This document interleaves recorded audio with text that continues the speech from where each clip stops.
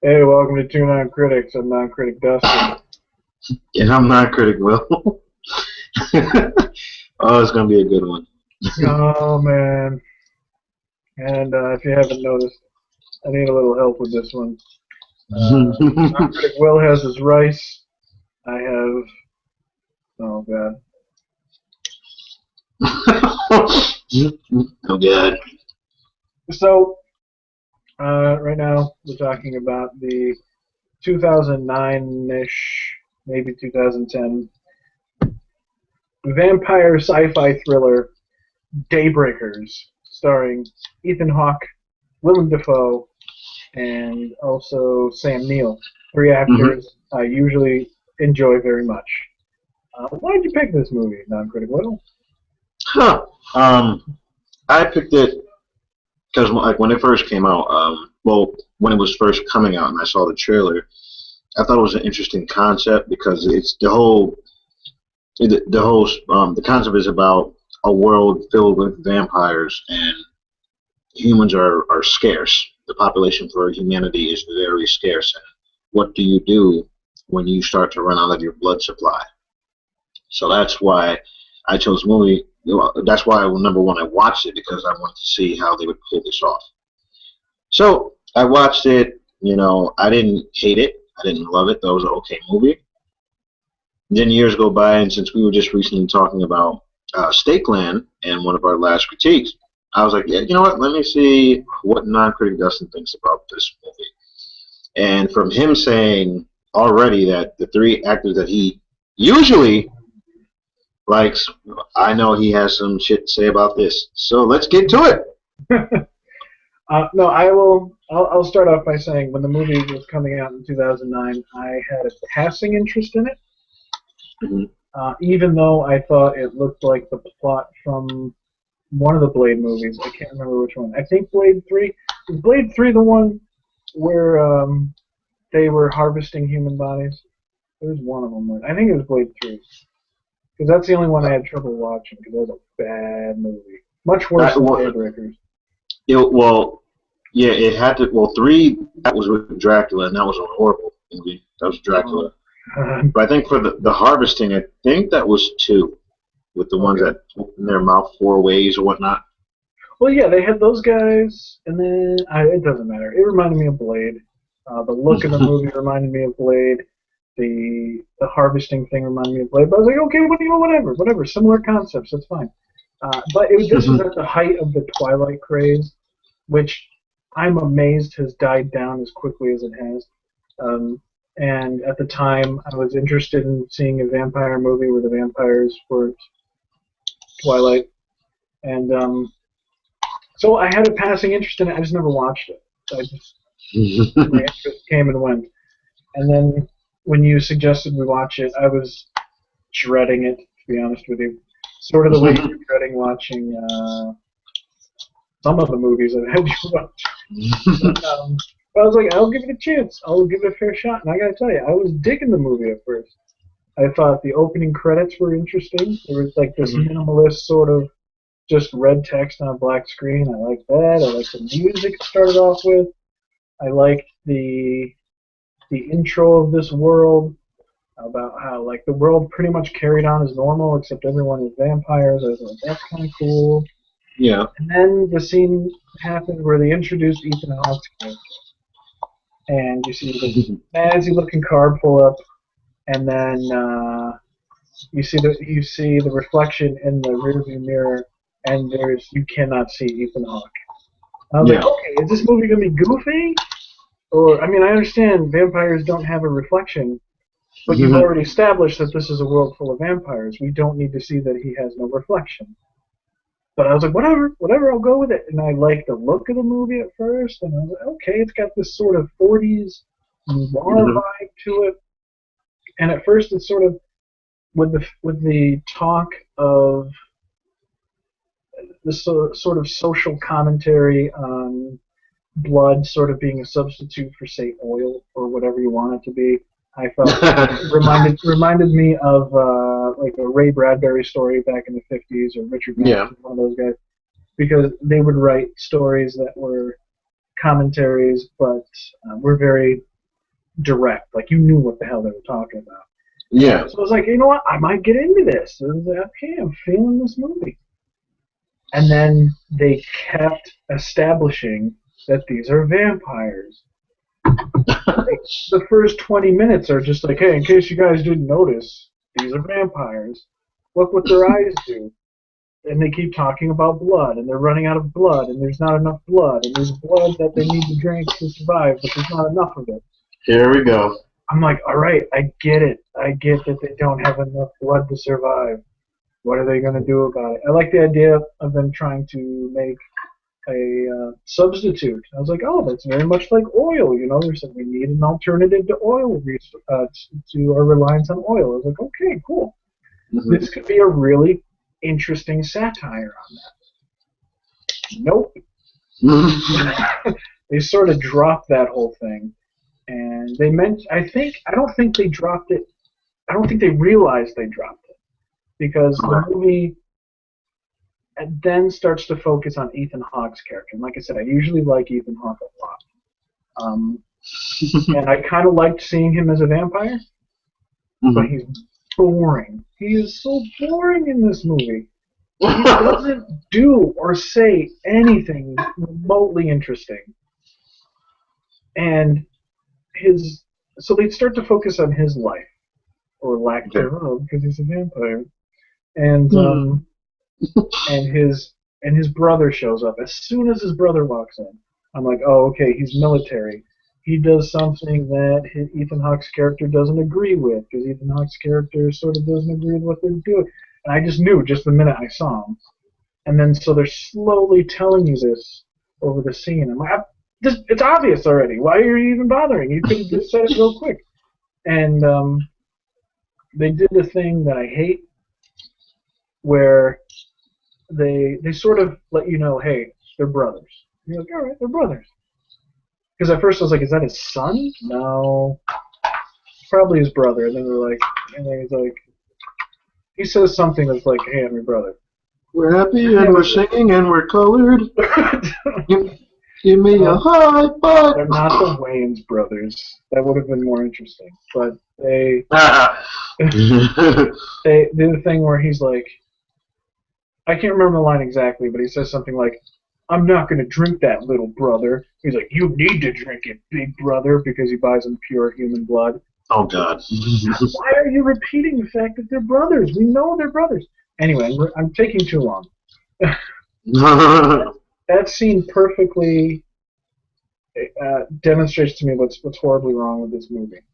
And that is, it's lifeless, and it's stale, and it's horribly boring.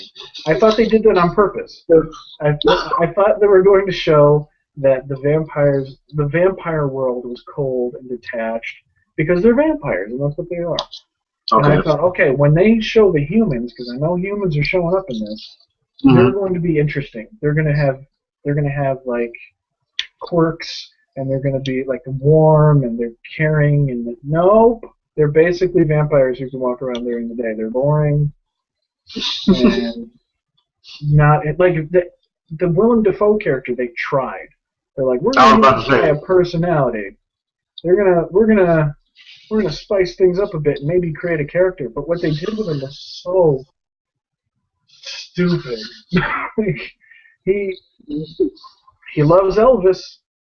You know, he's just an average guy who loves Elvis and he loves cars. And I'm like, all right, that's fine.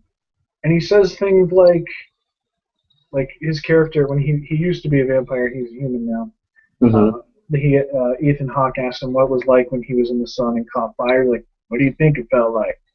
Felt like a damn piece of fried chicken. Like, you couldn't think of anything better for that guy to say except for the most cliche trailer trash line. And like, what's the thing he says? They're like, is it safe here? He goes, we're in a land full of vampires. It's about as safe as running bareback on a whore or something like that. It's like, they're trying to make him like southern, like, this is my southern wisdom, and he's just saying stupid things that aren't interesting, like, they're just not at all creative. And then they try to do this thing where Sam Neill's character, who from the beginning is clearly the bad guy, they try to reveal, hey, he's not a nice guy. No shit. And then and they try to give his character sort of a heart because he cares about his daughter. Yeah. His daughter, and um, and they do the scene where like the daughter gets turned, and it's supposed to be all tragic, and the guy's supposed to be thinking to himself, "What have I done?" And then like there's this long drawn out scene where they take all the vampires who are blood deprived and start to turn into like these weird gargoyle-y bat vampires, and they're chain them up to the tank. Yeah, they chain them up to the tank and they take them out in the sun, and it's supposed to be like what I felt was it was supposed to be representative of how we deal with problems that we don't understand, which is where we just try to get rid of them, and that's not the way to go about things. And it's just this long scene, and they focus on her because you're supposed to be like she's who we're supposed to be invested in. Mm-hmm. Like, I don't care about her. Why? And that was stupid. And then they have the scene where all the vampires are feeding on each other because they're turning human again, and by feeding on each other, they're killing each other, and it's slow motion, and it's gory, and it's over the top. I was like, okay, I get it. They're tearing themselves apart over their addiction. All right, whatever. It's stupid. And that is what I'll say. And I'm going to finish up my rant. I promise you I'm going to finish up my rant. Okay. So you can say what you thought of the movie. Okay. But the movie had some great ideas in it. Yeah. I love the idea that as a vampire becomes blood deprived, it sort of mutates into those gargoyle-y things. That way you incorporate a couple of different versions of vampires. I like the idea of a cure where you sort of burn away the vampire gene or whatever. Mm-hmm. And, oh shit, I just remembered. Oh my god. So Ethan Hawke's character apparently has a buddy who he feels he can trust. He's in one scene. And his in that best friend? scene, I didn't know that was his friend. I thought he was just a guy who worked in the lab with him. And he's like, oh man, they're going to force us to push this harder, aren't they? And he's like, yep. And then there's a scene where he's like, I know someone we can trust. And he goes to see that guy who I completely forgot about. And I was like, oh, that's his friend? And his friend betrays them because we didn't see that coming as soon as they walked into his apartment.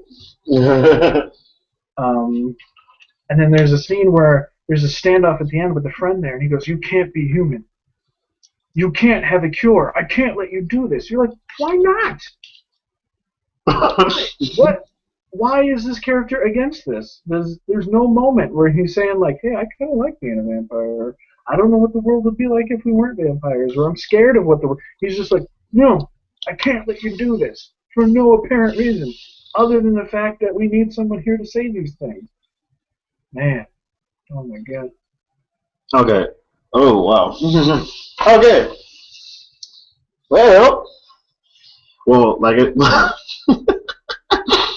I think the reason I'm so mad is because the movie had such great potential to explore interesting ideas in a fun way, and instead it just was boring. And the gore, come on, man. The scene where they're trying out the blood substitute, and the dude's like, I'm fine, and he pukes all over the place. And then his body just, yeah, I'm like, all right, that's fine.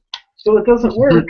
And I didn't mind the gore, but it was so goofy that I was like, is that supposed to be funny? And all the gore in the movie felt funny to me, because most of it was digital, I think. And it was like, anyway, I'm sorry, go. No, like I said at the beginning of the movie, I thought it was okay. Didn't have... I wouldn't say I had high... Before it came out, I wouldn't say I had high hopes for it. I just thought, how are they going to pull this off? This interesting concept. I mean, because in general, it's an interesting concept about a world filled with vampires, and they're running out of their blood supply. Humans, like, what are we going to do? That is an interesting concept on its own, but they pretty much fucked it up. But it was okay. For me, it was okay. But actually, what I do want to ask you is, you actually already answered some of the questions. Like I was going to ask you what you feel about how you turn into a human by fucking burning, but you already answered that. You said it was pretty interesting or whatnot. They could have been explored more. But. How did you feel about the cure?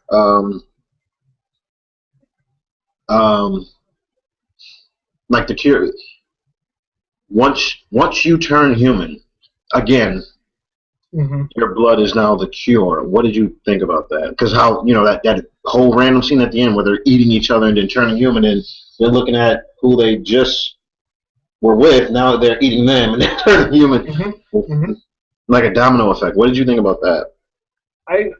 Again, that was kind of interesting to me because there's a movie based on a Stephen King short story. I'm not sure if it's in the short story. It's called The Night Flyer. And this guy drinks the blood of a vampire. And it makes him see all this crazy shit. And I was like, you know what? I've never really seen anything that deals with the effects of what vampire blood would do to you. I would imagine it'd be really gross. I mean, besides gross, it'd probably fuck you up. And so when I saw that the movie was taking that route, I was like, oh, yeah, there we go. That's different. And they I like what they did with the fact that if you drink your own blood, it makes you crazy. I thought that was cool. It turns you into that shit. Yeah, and I thought the idea that when you're human, when you're a vampire and you become human again, your blood's going to be different. And that made sense to me. I was like, all right, sure, why not? And then the fact that maybe that blood would serve as a cure, I was like, okay, sure, why not? But what confused the shit out of me about it was there's a scene when Sam Neill's character, there's spoilers all over this, sorry, Sam Neill's character is just ripping into the side of Ethan Hawke's neck. And he's just like, his shirt is soaked with blood and everything. He's taking it. Yeah. And then Sam Neill's done, and he's freaking out. He's like, what did you do to me? And then Ethan Hawke's fine. Just gets a gaping wound in his neck. He's covered in blood, and he's like, hey, yeah, secure now. Wait, he's human now, right? What, does he have this weird vampire healing ability or something? Why is he not just like, what the fuck? It's just, yeah, exactly. He should be hurt, right? And they could have easily said, oh, we still retain some of our regenerative things. I don't know, something. But it's just, oh, nope, he's fine now. I guess that means you're fine. Why? I mean, like, even Willem Dafoe's character, when he got bit, he's sitting there going, oh, fuck, my God, bro. Oh, yeah. Perfect example. Yeah. When the brother, well, actually, I think this is what you're going to say, but what character stood out to you the most? You know, I'm probably going to say Willem Dafoe because he's the only one That's what I'm thinking. Tried with. Yeah. That's what just because he's the only one they tried with. I mean, here's another thing. I liked Sam Neill's performance in this. I totally bought him as that douchebaggy guy. I just don't think there was enough of a character for him to do anything special with. And I thought that was a shame because Sam Neill's a good actor. Yeah, I gotta admit, like, as far as him playing a creepy, sadistic, evil role, definitely liked it better in Event Horizon. He kind of he kind of freaked the shit out of me. Like, that was one of those childhood movies that scared the shit out of me. Even if I watch it today, I'd probably be a little creeped out still with Event Horizon. I'd be creeped out. Shit going to hell. Yeah. Literally. But Sam Neill, your host. But everyone else in that character was just in that movie was so just bland and awful. Like that girl character. I don't know her name. Yeah, the daughter. No, not the daughter. I should have said that woman character. Oh, no, the woman, the lead. Yeah. Yeah. Well, I can't think of her name right now. What did she do that was so important? Nothing, except hey, I met this one vampire who might be able to help us out. And so I was like, all right, bring him over. And I even liked the fact that they thought out the technology the vampires would need to survive during the day. Like, that was interesting. I think they tried more with making that part of the world seem functional than they Yeah. cared about the characters. It's almost how I felt about Underworld when I saw Underworld. They put in so much effort into making the sort of the mythology work that Yeah. completely forgot about the characters within it. For me, like when I'm talking about a character that stood out to me, mm, well, I mean, okay, I do have to say Ethan Hawke because the only reason why he stood out is because he wasn't like everybody else. That's the only reason why he stood out because he didn't he didn't go to the side of what everybody else wants to do by drinking human blood, killing humans. He had compassion for humans because one thing that we both didn't mention is that he was turned by his own brother, by his little bro. He was turned by his little bro, which he never wanted to be, and he feels this. I guess you can say for him, an infection is a curse. Mm-hmm. So that's why he wants to do anything he can, because he still is trying to hold on to humanity, hold on to his humanity.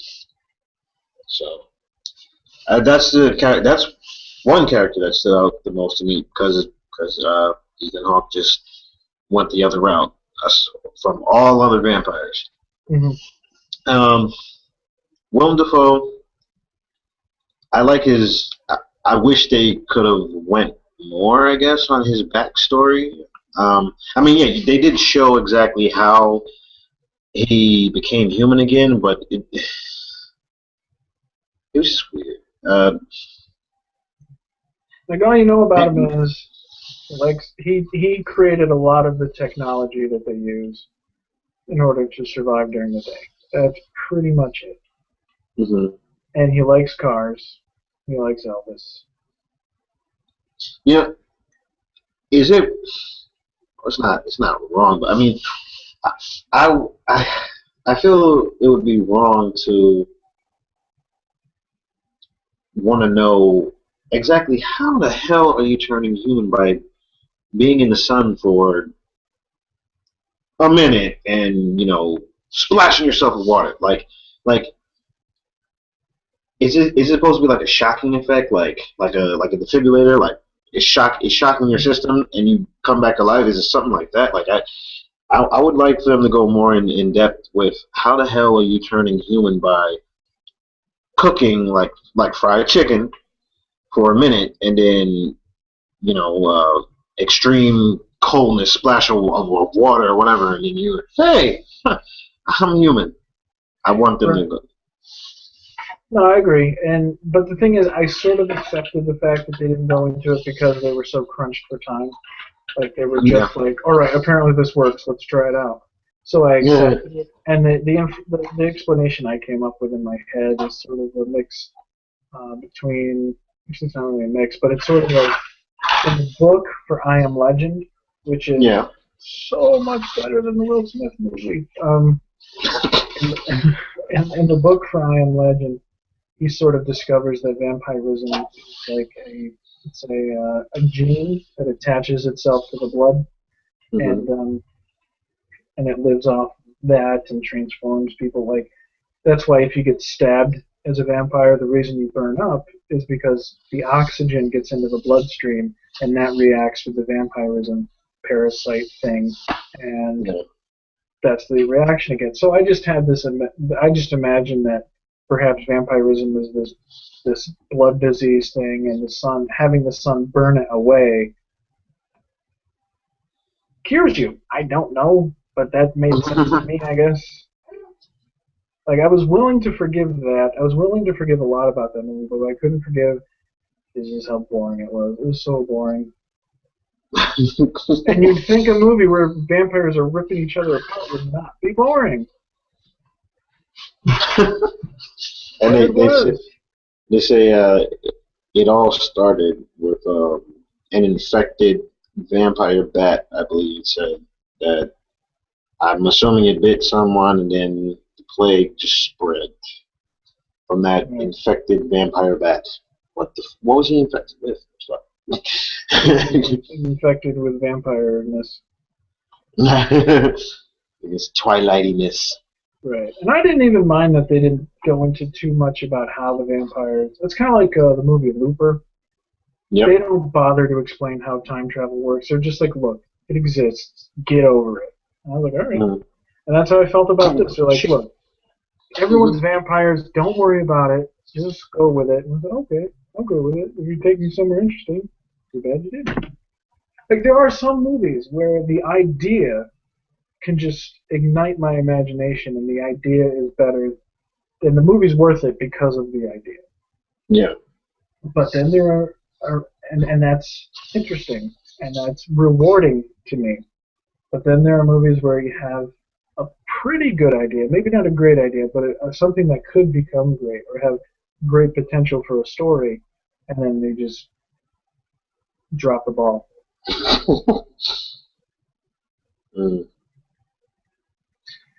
don't know. I think I've ranted a bit too long on Daybreakers. Yeah, I think we're pretty much good on Daybreakers. The fact that you're drinking beer, it says a lot about that. Not that I never drink beer or anything, but I've never done it on here, so. Yeah.